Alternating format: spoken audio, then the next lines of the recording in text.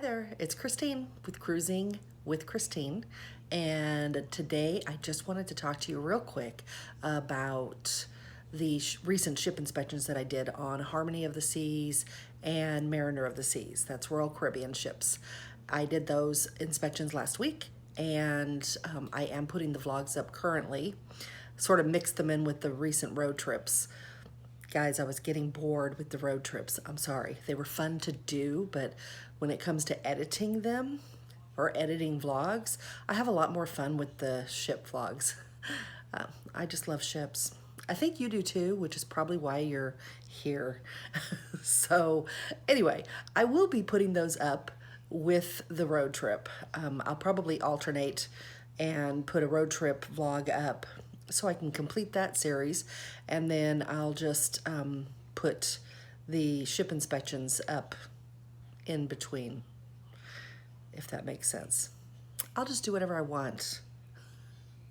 But anyway, okay, so these are Royal Caribbean ships. One is the largest class, the Oasis class, and the other one was Mariner of the Seas, which is a smaller class. It's Voyager class. Now it's funny, I say it's a smaller class ship, but it's not really a small ship.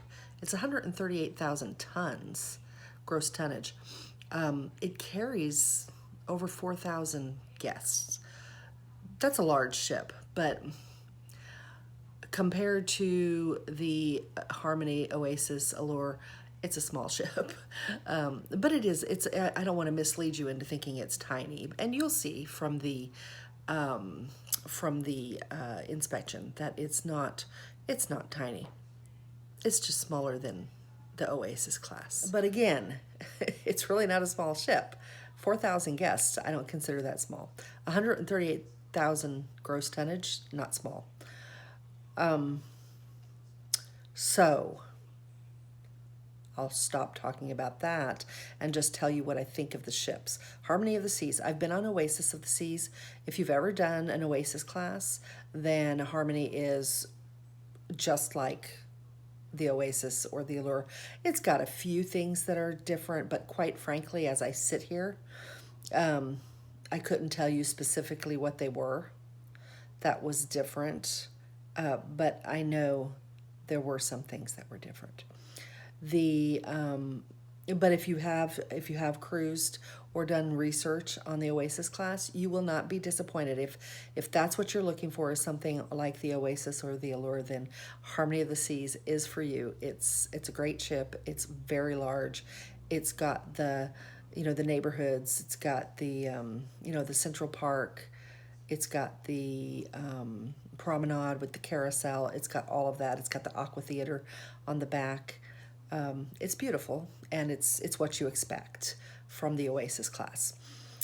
The Mariner of the Seas, I have to say, of the two ships, I prefer the Mariner of the Seas.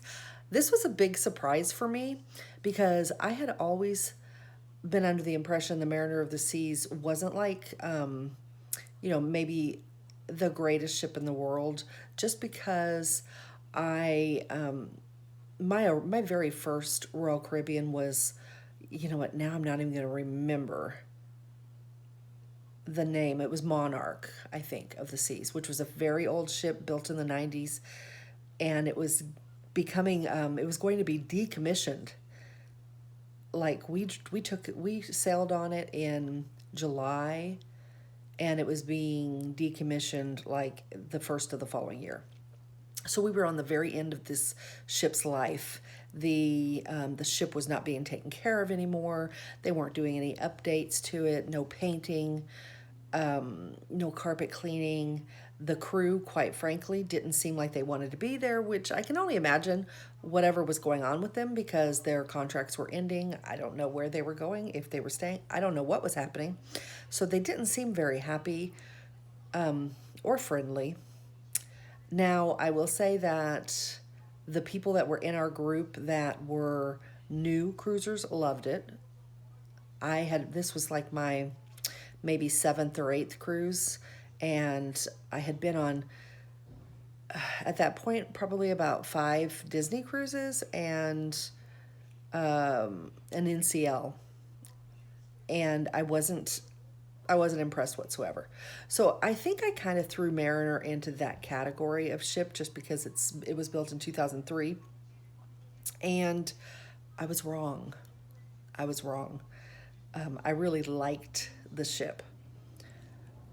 I really did. The spaces on the ship, the public spaces, are very nice. The hallways, the cabins, spacious, large areas that don't make you feel claustrophobic in the slightest, if that bothers you. It had a lot of variety in cabins, which, I mean, most ships do, but I was impressed with the spaciousness of these cabins. Again, my experience with Royal Caribbean hasn't been great in spaciousness of cabins. And this ship has beautiful cabins, lots of space. I liked it. I really liked it. I know at least one person who was very excited to hear that the Mariner of the Seas was a nice ship because she's going on it. And she's never been on it. So I'm here to tell you, it is a nice ship. It's nice. I would cruise it in a heartbeat. As a matter of fact, I think I am going to look for a group cruise on that ship because it's just that nice, and it leaves out of Port Canaveral, so you can't beat it. So anyway, as far as eating venues or entertainment, both ships have a nice amount of things to do and places to eat. Harmony of the Seas, of course, has an edge regarding entertainment. Activities, especially for young people or very active adults, because you have the rock climbing, you have the flow rider, you have all that stuff, and you even have an escape room, which I don't think I've ever seen an escape room on a ship. So that was pretty cool, and that's for everybody. What else do I want to say? The Mariner of the Seas has two specialty restaurants that they flank either side of the Marketplace buffet. And one is their steakhouse, and the other is Jamie Oliver's Italian. It's Jamie's Italian restaurant. And I gotta say, okay, it's on the vlog. I walked inside it. I didn't get to go in Chops, the steakhouse, because they were taking in a group at the time. But when I walked into Jamie's Italian, guys, I wanted to sit down and eat right then and there. It was amazing. It was amazing. And I'm not particularly fond of Italian, but wow, the smells coming out of that kitchen. And it's an open kitchen, so you can see them cooking, which is always nice. It's a really nice restaurant. Now, the one thing I'm going to say, between both ships, every square inch that I saw, here is the one thing that impressed me the most. May surprise you to find out that the ship built in 2003 has the most beautiful main dining room I've ever seen. I've been on a lot of ships, and my first ship that I ever went on was the Dream with NCL, Norwegian, and it was an older ship, and it had one of those like 3-story main dining rooms, aft ship, of course. The whole back wall was glass, 3 stories of glass. It was quite impressive. It reminded me of an old time ocean liner. Very beautiful. This restaurant that we went into on the Mariner of the Seas was an absolutely gorgeous dining room. I got some video, not a whole bunch, but I think I got enough that you can tell how beautiful it is. It was stunning. Everybody that I talked to agreed. The most stunning dining room. The wood, the balconies, the double staircase when you walked in that you saw at the back of the restaurant, and it had a statue of 2 people that are embraced, almost like maybe they're dancing, sitting on the landing between the 2 staircases. It was beautiful. And I do have pictures, and it is in the vlog, so just go look. It was not a massively large dining room, but beautiful. And it didn't have a name. It just said dining room. That was a little weird. But And I'm going to do a little research on that. It seems like it should definitely have a name. There was no name on the outside. It just said dining room. There was no name on the paperwork. And even when the group leader said where we were, she didn't say a name, just that it was the main dining room. So, a mystery. Ship inspections were great. I really enjoyed them. It was a wonderful way to spend my birthday. Best birthday I've had in a long time. Hey, Doug does great on my birthdays, and he knew this was a good birthday present. So there's really nothing else that I want to say about these ship inspections. I mean, it is out of Port Canaveral. I love leaving out of Port Canaveral. Port Canaveral's easy to get into and to park and to walk right onto the ship. So that's always a plus for me. So when you're doing a ship inspection, you're walking in a group with a lot of people and you're on a time clock. They were really moving us through fast. So I couldn't get you cabin tours like I normally would. I couldn't go into detail and show you everything, but I gave you a nice view of the cabin so you can get an idea of the spaciousness. You can get an idea of, you know, where they're located. So it is hard. It's hard to get really good footage that I would normally get if it was just us. Like on the Epic, I was able to just take my time because it was self-guided and we were by ourselves. This was different, so bear with me. I hope you understand that I wasn't alone on this and that I was on a time schedule, so I couldn't get really detailed in the cabins and what they have. But I hope I gave you enough of an overview of the cabins and the ships that you can get an idea if you like it or not. So let me know what you thought.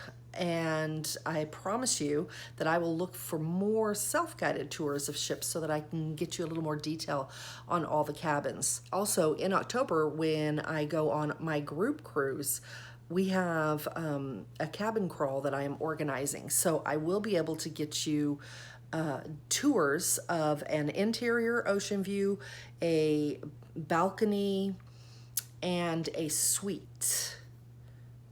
And I promise you, I will be more detailed with those tours. Now, this is going to be on the Elation. It's a Carnival ship. And I've never been on the Elation, but I've heard good things about it, so I'm really looking forward to it. I will get you some great footage of the ship in case you've ever been interested in seeing the Elation. And of course, you know that these cabins from ship to ship, they do translate as far as the type of cabin, if it's a balcony, if it's an ocean view, if it's an interior, they are very similar from ship to ship, but what changes is the location. So your category type will get you in a different location, or if it's a balcony, it might get you a different size balcony or shape balcony. If it's a suite, you know, not all grand suites are created equally, not all. For example, on our cruise coming up on the Elation, we have 2 suites, and one is a regular suite, and one is an extended balcony suite. So they're different, even though they're both suites. So yeah. So anyway, so I will do my best in October to get you some great footage of the Elation. And I'm going again on the Breeze. And I think you guys all probably know this, but I am going again on the Breeze at the end of October. So I'm going to get you as many cabins as I can. Honestly, now that I think about it, I think the only thing I'm going to be able to get you is an interior and a cove balcony, which will be new for my channel. Oh, and then in November, I'll be able to get you balconies on the MSC Meraviglia. I started this ramble because I wanted to apologize for not being able to get great footage on these ship tours, ship inspections, but I was with a lot of people. So I'm making it up to you by saying I'll do better. I've got lots more coming up, guys, so stay tuned for all that. Hey, if you have not subscribed to my channel, I hope you'll consider doing so. I try to go on as many cruises as possible and take you with me. I try to make it as interesting as possible. And of course, I bring Doug with me as often as I can so that he can entertain you. Because we all know Doug's the funny one of my duo. He's my better half. So if you haven't subscribed, I hope you'll consider it. All right, guys.